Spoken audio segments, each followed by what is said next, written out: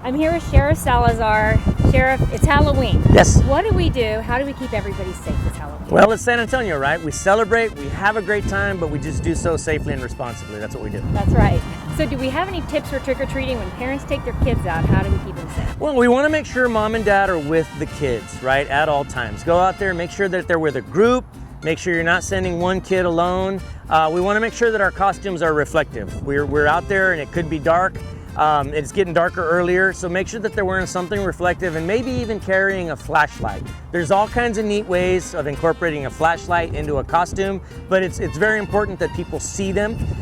We want to make sure that mom and dad in advance of trick-or-treating are doing their research. And what I mean by that is the state of Texas has a really good sex offender registry database. And it's something we don't want to talk about, but it's something we need to research to find out what may be the problem houses in the neighborhood.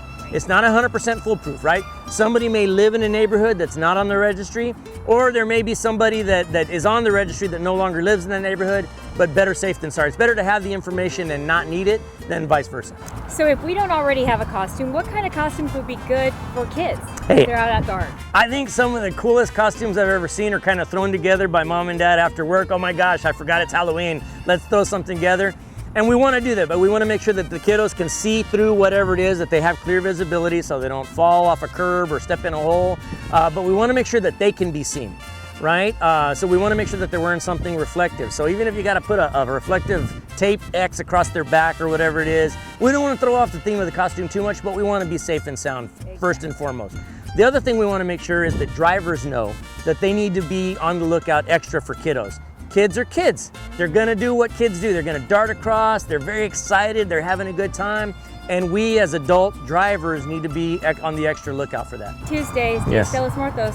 What advice do you have to keep everyone safe? Well, again, Dia de los Muertos, it's a big holiday for San Antonio, for Bexar County, right? It's very rich in tradition, very rich in culture, and you know, we're gonna be celebrating it, remembering our mama, the way a lot of San Antonians are. We're all gonna be at parties.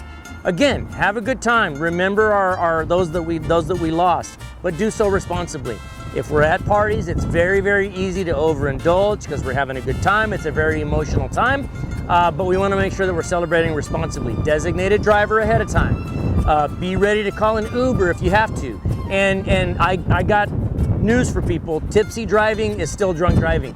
So even if you only had one or two, call an Uber. When in doubt, call an Uber, or ask somebody to sleep on the couch for the night. Don't be afraid to take somebody's keys away.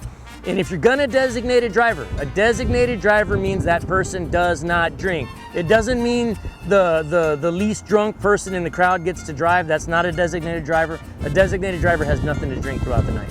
Thank you, Sheriff, for everything. Great tips, great advice, and we love that you and the entire Bexar County Sheriff's Office is keeping our county safe. Well, Kristin, you and the Mission Park family always roll out the red carpet for us. Y'all always make us feel like family. And I mean, it's just such a great atmosphere here. In spite of obviously many times people that come here are dealing with something very, very bad. It's the worst day in their lives. You guys always make it as easy of an experience as you possibly can for everybody. And so I thank you guys not only for what you do here, but what you do for the whole community. Thank you. At Mission Park and Mission Park Cares, we'd like to bring you more programming each and every week. Yes, just subscribe here or catch us every Sunday morning on Fox 29. And remember, at Mission Park, it's our mission to care.